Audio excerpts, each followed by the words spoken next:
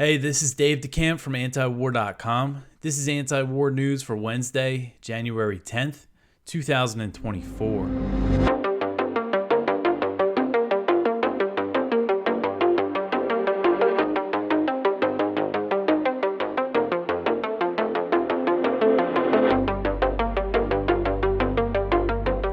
The first story at the top of antiwar.com today. Israel says that the bombardment in Khan Younis is intensifying. So Israeli Defense Minister Yoav Gallant told Secretary of State Antony Blinken on Tuesday that Israel's attack on the southern Gaza Strip city of Khan Younis is intensifying. One purpose of Blinken's visit was to push Israeli officials to reduce the intensity of the onslaught in Gaza. Now, Israel has said they're scaling down operations in the north, but focusing on central and southern portions of the Strip, where most of Gaza's Palestinian population is located. And for the people on the ground, there's no relief because of this kind of change in operations in the north. So Gallant briefed Blinken on what they called the change in combat tactics in the north, and, quote, emphasize that operations in the region of Khan Younis will intensify and continue until Hamas leadership is detected and Israeli hostages return home safely, end quote. Israeli officials have publicly rebuffed concerns from the Biden administration since October 7th. These past 3 months, it's been over 3 months now. You know, when Jake Sullivan went over there, one thing that he said he was going to work on was to get a timeline to see how long this was going to last. They wanted them to wrap it up in a few weeks or a few months. And Gallant on TV was standing there and told Sullivan, we need a lot of time, And now you have the IDF saying this thing's going to go on for all of 2024. And now Gallant telling Blinken, we're going to actually ramp things up. And, the Biden administration says that they have all these concerns, and I know this is a point that I make a lot, but they continue to provide unconditional military aid, and there's no consideration of leveraging aid or cutting Israel off. They're not even thinking about it. So how much do they actually care about Palestinian civilians? So there was later a report from Axios that said the only tangible thing that Blinken achieved while he was in Israel was an agreement from Israel to allow UN officials to visit North Gaza to evaluate conditions for a future return of the around 1 million Palestinians who were forced to leave the area, forced to leave their homes. Most of their homes have been destroyed. So that's the one thing Israel apparently said they would do, is let some UN people go check out North Gaza. We'll see if that actually happens. But Israeli officials are still saying that Palestinians cannot return to the north until a new hostage deal is reached. And Israel just killed one of Hamas's negotiators, so that makes that prospect pretty unlikely. So Israeli airstrikes continued to pound Gaza while Blinken was in Israel. And according to Gaza's health ministry, 126 Palestinians were killed in the Strip on Tuesday. Just on Tuesday alone, 126 killed. So the death toll now is over 23,000, including over 9,000 children. That's how many people have been killed in this U.S.-backed Israeli slaughter. And it's considered a low estimate because of all the people buried under the rubble. All right, so the next one here, Blinken slams South Africa's genocide case on Israel as meritless. So Secretary of State Antony Blinken has come out strongly against South Africa's genocide case against Israel that was filed at the International Court of Justice, calling it meritless, so using similar rhetoric that the White House used. Blinken made the comments while he was in Israel. There's a few Blinken stories that we have here today. But he also called the case galling and claimed that it distracted from efforts to work toward peace, which is really something for a U.S. official to say, considering the U.S. is openly opposed to a ceasefire, has vetoed all these UN Security Council resolutions, and is now opposing this genocide case, even though so many people are being killed in front of the entire world. And while he was in Israel, Blinken said that the civilian death toll in Gaza is far too high, especially among children, But again, he gave no indication that the U.S. is thinking about changing its policy of unconditional military support. So South Africa's 84-page application to the ICJ says that Israel's actions are, quote, genocidal in character because they are intended to bring about the destruction of a substantial part of the Palestinian population of Gaza, end quote. The filing cites the massive civilian death toll, the siege tactics that include food deprivation, and the genocidal rhetoric from Israeli officials. If Israel is found guilty of committing genocide at the ICJ, Blinken and other U.S. officials would be implicated since they have provided so much support, military and political support, for this campaign that's going on. So the first hearings are this Thursday and Friday. I know I've been talking about this, and I kept saying January 11th and 12th. So that's this Thursday, Friday. I didn't realize everything's sneaking up on me. So that'll be interesting to see. And South Africa wants the ICJ to basically declare initially that Israel's actions in Gaza may be genocidal actions, and for them to order a halt to the military operations. Now, the ICJ can't enforce that, but this would be a big, big diplomatic blow to both the U.S. and Israel. All right, so the next one here, one more Blinken story, I promise. Then you don't have to hear about him. But Blinken warns of expanding war in the Middle East. So this article is from Kyle Anzalone at the Libertarian Institute. And it says, during a trip to the Middle East, Secretary of State Antony Blinken warned about potential escalations across the region. The diplomat threatened Yemen with consequences if the Houthis continued attacks in the Red Sea. And Blinken also suggested Washington was unwilling to place conditions on the U.S. aid to Israel to incentivize a de-escalation. It's another thing here. They're talking about this concern for de-escalation, but they're giving Israel every incentive to escalate, especially Netanyahu. So one goal of Blinken's trip is to reduce regional tensions. Now, I'll get into this in another story, but on Tuesday, Israel killed another Hezbollah commander. So the escalations continue, and on that front, there was a lot of fire, again, traded across the border. So we have North Israel and Lebanon, that area to look out for. The situation in the Red Sea and Yemen. I saw there was another Houthi attack on a ship on Tuesday, so they're not backing down.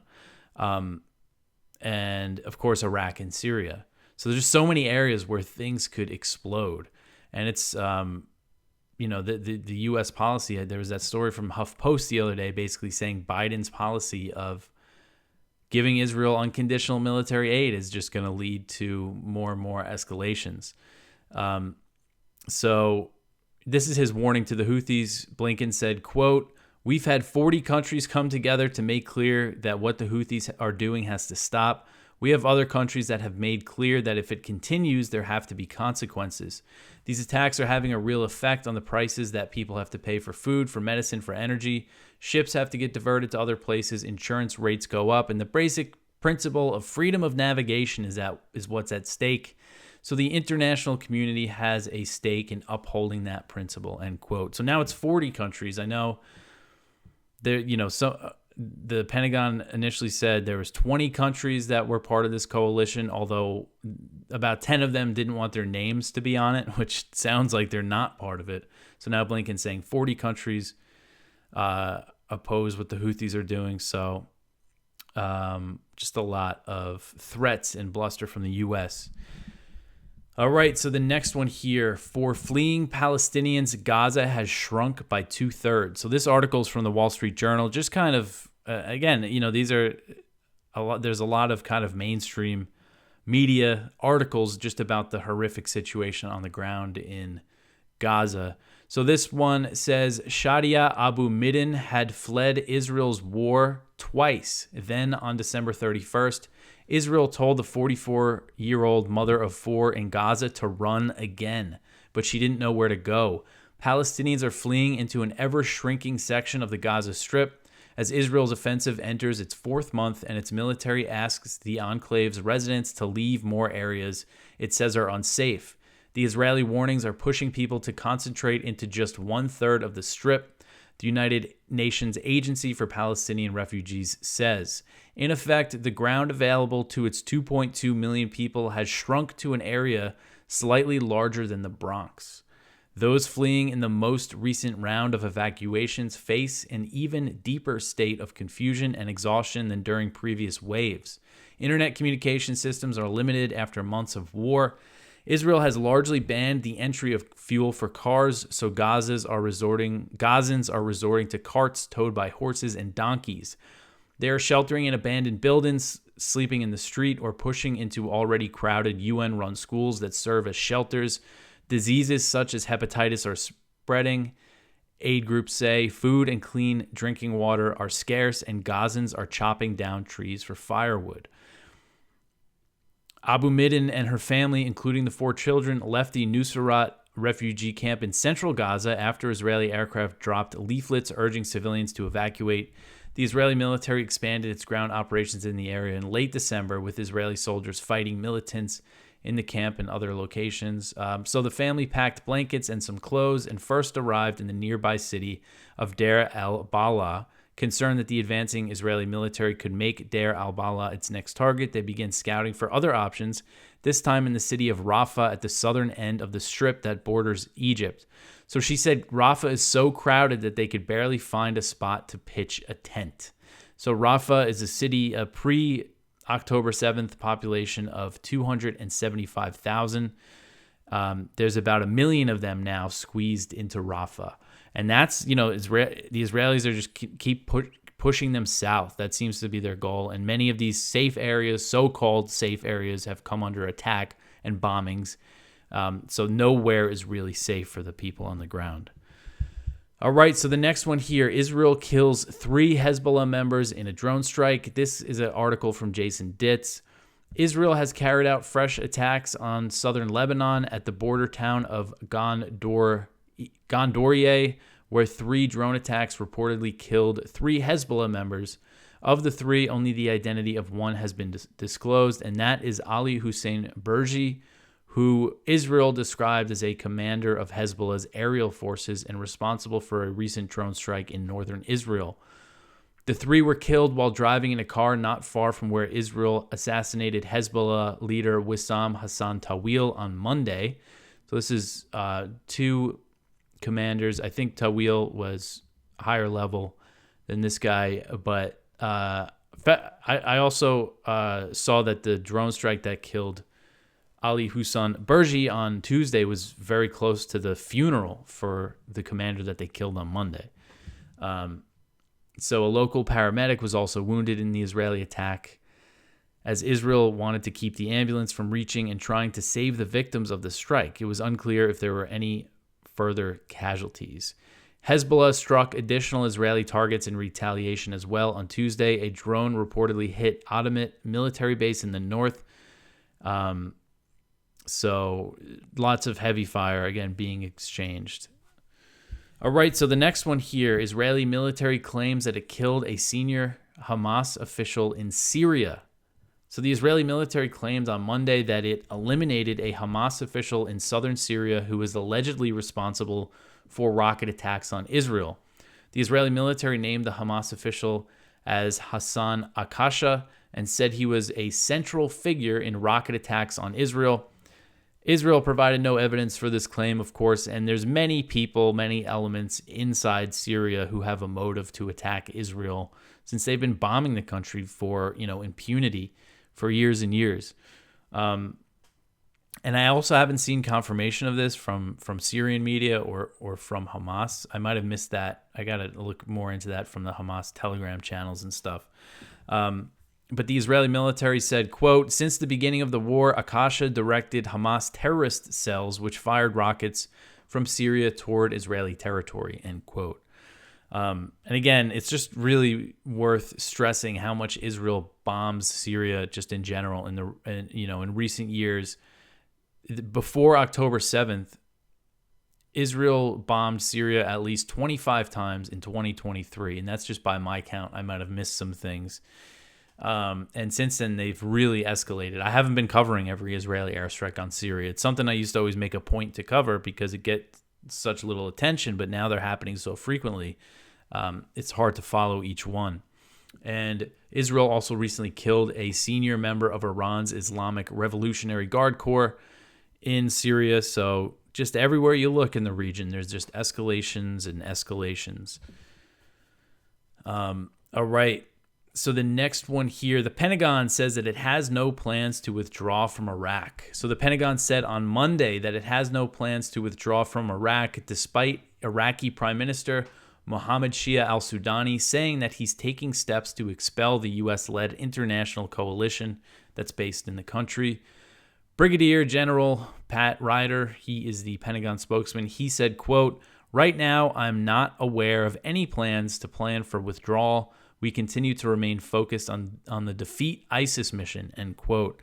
And he said there's been no notifications from the Iraqi government to the Pentagon to leave. Al-Sudani made the comments about moving toward a withdrawal on Friday after the U.S. launched a drone strike in Baghdad that killed a deputy commander of the Popular Mobilization Forces, which is an umbrella group of mainly Shia militias that's part of Iraq's security forces.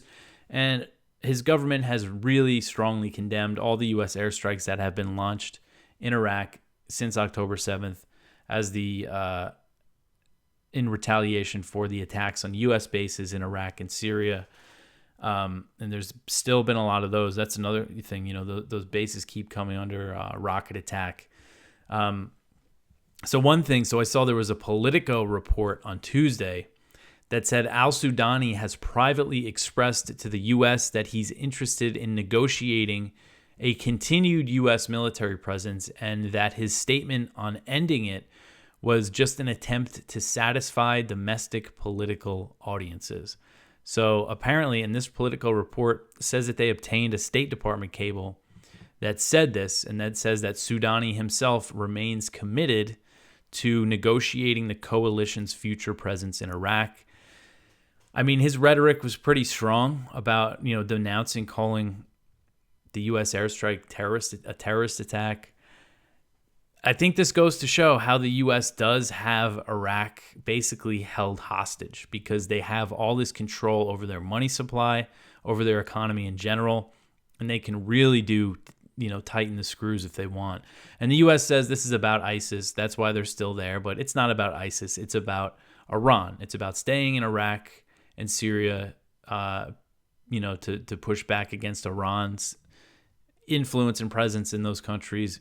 And of course, Syria is also about the economic campaign against Damascus, against Syria, and all the oil fields are there. There's lots of resources in the part of eastern Syria that the U.S. controls. But this Politico report also said that there is a chance that it's possible the political machinations inside the Iraqi parliament force al-Sudani to take steps to remove American forces anyway. And, it is something. It's basically saying the Iraqi parliament wants the U.S. to go. It's supposed to be a representative government, and if they want the U.S. to go, why is the U.S. still there? In 2020, the Iraqi parliament voted unanimously to expel the U.S., but they didn't leave. And how were they able to stay, even though there's all this opposition in the country? I think it's the control, the economic leverage and influence. And that was in 2020 after they killed Qasem Soleimani, the Iranian Quds Force commander, and Abu Mahdi al-Muhandis, who led the PMF at the time. And this latest U.S. drone strike in Baghdad was on January 4th, 2024, 4 years and a day after that airstrike that killed al-Muhandis in about the same area. So, you talk about symbolism and just the sensitivity of it. All right, so the next one here. Families of Israelis killed by an IDF tank demand probe. So this article is from Haaretz, and it is interesting. This was from a few days ago, but I missed this. So family members of Israelis who were killed on October 7th after a standoff between Hamas terrorists and the Israeli army led to the army firing a tank at a house where the civilians were held hostage are demanding that the military probe its actions that day.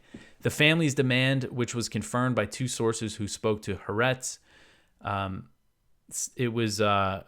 it preceded last month's New York Times investigation in which Brigadier General Barak Haram said that he ordered a tank commander to fire on the home of Kibbutz Be'eri resident Pessi Cohen, in which Israeli civilians and many terrorists were holed up, even at the cost of civilian casualties. So an Israeli military officer has admitted to ordering the tank fire on this house. And if this sounds familiar, this was really the big story that came out. There was a witness, a survivor, a woman who was taken out of the house by Hamas and handed over to the Israeli forces, who was there and saw that they fired the tank shells at the house, and they killed most of the civilians who were inside, according to this eyewitness account.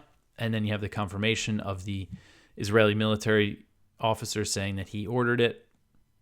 And they, two of the people that were killed were 12 years old, 12-year-old twins. So, the families are, of course, unhappy about this and want an investigation. So, this is just more of kind of the domestic, when it comes to we see these polls that Israelis want Netanyahu out, but they also show that the majority of Israelis support what he's doing in Gaza. But the hostage families, the families of the people who were killed on October 7th, possibly, in this case, it seems pretty clear that they were killed by the IDF. And I think there's more cases of that. They want a reckoning for this government like now, it seems like. And they want negotiations to get the hostages out of Gaza. All right, so the next story here. Settlers killed a Palestinian teen. Israeli forces did not stop it. So this is an article from the Washington Post about a settler attack that happened on October 9th. And it's just one of many examples of the horrific violence that's happening in the West Bank, where over 300 Palestinians have been killed by settlers and the IDF since October 7th. So the threats were sent via Facebook on October 9th to residents of Qusra, a Palestinian community in the Israeli-occupied West Bank. So this is what happens. These people get threats. We're going to kill you if you don't leave your house. And this threat said, quote, "To all the rats in the sewers of Qusra village, we are waiting for you and we will have no mercy. The day of revenge is coming," end quote.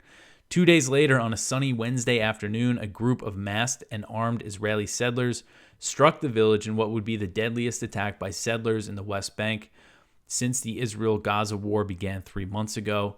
A Washington Post review of exclusive visuals of the attack, medical records, and interviews with witnesses and first responders reveals that one of the Palestinians killed, 17-year-old Obada Saeed Abu Shror, was shot in the back by settlers, probably as he was running from gunfire. Israeli troops, meanwhile, did not forcefully intervene, despite their obligation under an international and Israeli law to protect all residents of the West Bank, including the Palestinians. Soldiers and police were photographed at the scene of the deaths only after the attack ended, even though troops stationed at a nearby military outpost were within earshot of the gunfire and had views of an earlier attack by settlers. So the eldest of the 4 children, so there's a few other people that were killed in this attack. And again, this is just one example of what's been happening. Many Palestinians, they have some of the numbers in here, I believe about, more than 800 Palestinians in the month, just the month after the October 7th Hamas attack, more than 800 Palestinians were displaced from their West Bank homes. And again, now more than 300 have been killed. So they're just taking advantage of everything that's going on and driving these people out. And this is a picture of the Palestinian teenager who was killed running away and shot in the back. So pretty horrific stuff. And so many people, you get into these arguments online and stuff. There's so many people that don't understand the occupation in the West Bank. They think everything is in the past that happened to the Palestinians. But this is, it's kind of a slow mini Nakba happening kind of all the time. All right, so the next one here, Russia's airstrikes are depleting Ukraine's air defenses. Ukraine's air defenses are being depleted by Russia's intensified missile and drone attacks as Western military aid for Ukraine is drying up. Ukrainian Air Force spokesman Yuri Innat said, quote, "Intense Russian air attacks force us to use a corresponding amount of air defense means. That's why we need more of them as Russia keeps increasing its air attack capabilities," end quote. Russia has stepped up strikes across Ukraine, and Ukrainian forces have been launching more attacks inside Russian territory. including a recent missile strike on Russia's Belgorod Oblast that killed 25 people. After the Belgorod strike, Russian President Vladimir Putin vowed to increase attacks even more. According to Ukrainian officials, 500 Russian missiles and drones were fired across Ukraine from December 29th to January 2nd. Ukrainian President Volodymyr Zelensky said Sunday that his country lacks a, quote, very concrete and understandable thing, that is air defense systems, end quote. And the big problem for Ukraine is that its war effort is entirely reliant on Western support, and the U.S. is its biggest benefactor. And the U.S. has said that it does not have the money to send Ukraine more weapons until Congress authorizes more aid. The Pentagon said that last week. Biden wants this over $60 billion package to fuel the war in Ukraine for another year, despite the reality that Ukrainian forces cannot win on the battlefield. Republicans in Congress are holding out on authorizing the aid as leverage to get a deal to make changes to border policies and immigration laws. It's still unclear when an agreement will be reached, as Senate negotiators met on Monday and said that there was still a ways to go in the negotiations. And I really have no indication. I mean, I haven't been following it that closely, the congressional stuff, but it's hard to really know how long this might take. All right, so the last story here. Austin was diagnosed with cancer and did not tell President Biden for weeks. So that's Lloyd Austin, the Secretary of Defense, former Raytheon board member. This article's from Politico. There's more of this drama about his hospitalization. So doctors on Tuesday disclosed that the reason Defense Secretary Lloyd Austin was hospitalized on January 1st was due to complications from a late December surgery to treat prostate cancer, answering a major question involving the Pentagon chief's mysterious health situation, but raising further issues on how the episode was handled. Less than an hour after the announcement, the White House disclosed that President Joe Biden did not learn of Austin's diagnosis until Tuesday, weeks after the secretary learned he had cancer and days after the two spoke on the phone. The disclosure comes amid controversy over the Pentagon's decision to keep members of the national security team, including Biden, in the dark for several days over his medical emergency. Facing mounting criticism over the lack of transparency, the administration took two steps on Tuesday to address the fallout. The first was a directive from Jeff Zients, who's the White House chief of staff, instructing executive departments to review how they delegate authority when cabinet secretaries are unable to perform their duties. And the second step was the explanation of Austin's condition. A statement by Austin's doctors released by the Pentagon said that in early December, the Pentagon chief had a routine prostate screening during which doctors discovered prostate cancer that required treatment. He had treatment and to treat and cure the cancer, and there was some complications, and he was admitted again in the hospital, and that's where he still is. So,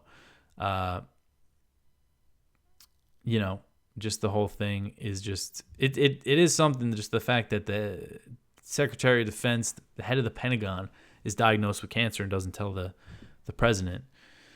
But realistically, there's plenty of people to run the show. It doesn't just hinge on this one guy, but still, it's something you would think that, he would tell Biden. Anyway, that is it for the news for today. Please go check out our viewpoints. One from Ted Galen Carpenter, The Foreign Policy Blob's Desperate Attempt to Preserve NATO. One from Reza Benem, Palestine, the Greatest Moral Issue of Our Time. One from Ben Burgess, John Fetterman Keeps Defending the Indefensible in Gaza. One from Mark Episkopos, U.S. Policies Pushing China, Philippines to the Brink of a Conflict. Spotlight is from Pat McGeehan. 2024 will be the year of Defend the Guard, and that's the legislation that's getting passed at the state level. It's made it through two states' legislatures so far. It hasn't become law in any state yet, but they're making really good progress, and that would prohibit the deployment of the state's National Guard forces to combat if Congress did not formally declare war, which they never do anymore. So it's good if you want to get involved. You could go to defendtheguard.us. You could phone bank for them, or you could just sign up to donate to the cause. It's a really good way to fight for, fight against the wars at the local level. It's a great way to do it. So that is it for me for today. You can always support this show just by sharing, wherever you watch. You can like, subscribe, comment, tell your friends about antiwar.com. That's it. I'll talk to you tomorrow. Thanks for listening.